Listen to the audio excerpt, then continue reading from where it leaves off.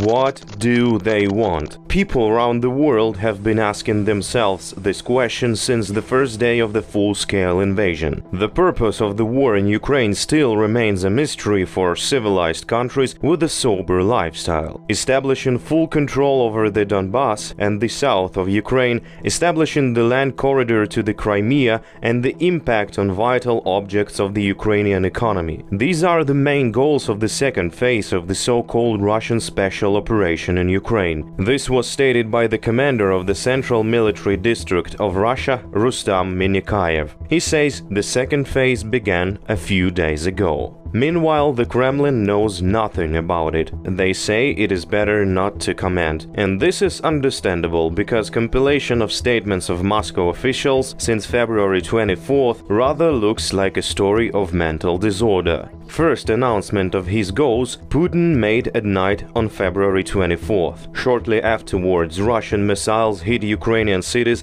and tanks crossed Ukrainian borders. Защита людей, которые на протяжении 8 лет подвергаются издевательствам, геноциду со стороны киевского режима. И для этого мы будем стремиться к демилитаризации и денацификации Украины, а также преданию суду тех, кто совершил многочисленные кровавые преступления против мирных жителей, в том числе и граждан Российской Федерации. An open invasion, which the Russians still call a special operation, started. The Kremlin's plans were specified the next day by one of Putin's minions, Russian Foreign Minister Sergei Lavrov.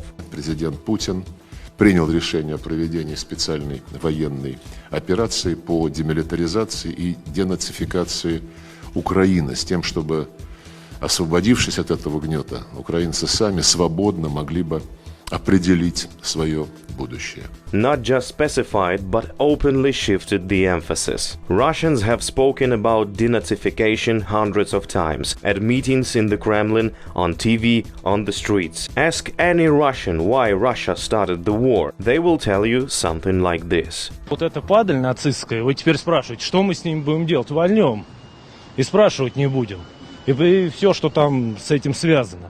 Не добили во Вторую мировую войну. The Kremlin is no longer happy that the struggle against mythical Nazism in Ukraine has been imposed on the Russians. According to the Russian newspaper Meduza, the Putin administration no longer knows how to end the war through negotiations so that the leader's rating does not fall. Just imagine, Putin appeals to the Russians, talk about how the occupiers fought with the fictional Bandera, but any signs of victory can be seen, and announces the signing of the truce. Adepts of the Z symbol will not understand this. They want to fight to the last. However, lying on the couch, the mobilization plan fails. Надо ее снести с земли и все. Украину? Да. Зачем? А зачем она нужна? А потом кого сносить еще? Польшу. Просто до кучи. This man mentioned Poland for a reason. On March 1st, Russian Defense Minister Sergei Shoigu stated that the invasion of Ukraine was committed to protect Russia from the threat from the West. In less than a week, another of the Kremlin's top newsmakers, Maria Zakharova, will say something similar. Устранение военной угрозы России, которая исходит с украинской территории из ее освоения странами НАТО соответствующим образом и накачки оружия.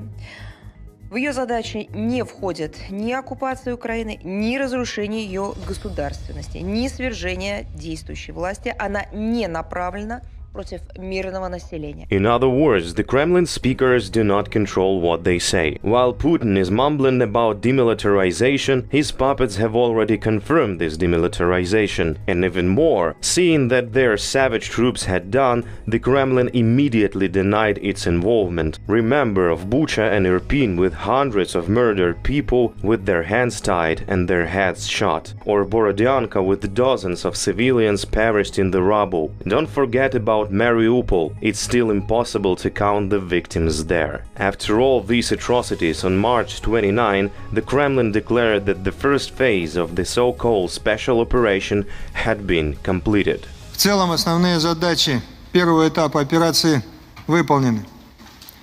Существенно снижен боевой потенциал украинских вооруженных сил, что позволяет сосредоточить основное внимание и основные усилия на достижении главной цели – освобождения Донбасса.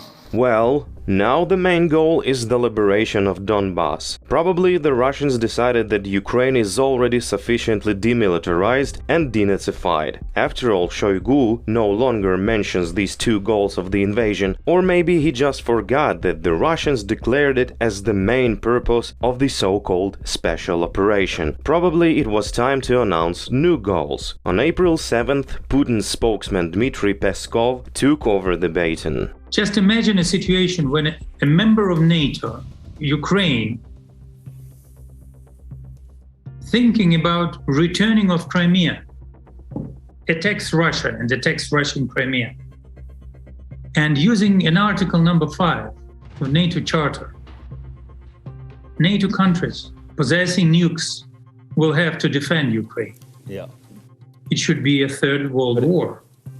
And what is being done is to save us from any potential threat of such a war. Once again, they are killing Ukrainians to prevent the Third World War. Moreover, NATO is already openly threatening there. Ясно, что сейчас мы де-факто начинаем воевать со странами НАТО. Мы сейчас будем перемалывать и военную машину НАТО, и, извините, так получится, граждан тех стран, которые являются гражданами стран НАТО. That's how the official purpose of the war changed from this. Ее цель – защита людей, которые на протяжении 8 лет подвергаются издевательствам, геноциду со стороны киевского режима. To this. Ясно, что сейчас мы де-факто начинаем воевать со странами НАТО. And no matter what the Kremlin's puppet speakers say, ordinary Russians hear and approve only one thing. Надо ее снести со земли и все. For the world psychiatry, this is the most common and most severe case of impulsive personality disorder. Among the reasons, doctors call pathological heredity, brain disease, and alcoholism. To treat this disorder, group sessions are recommended, as well as sedatives, antipsychotics, and tranquilizers. In fact, the countries of the world have already begun to transfer them to Ukraine.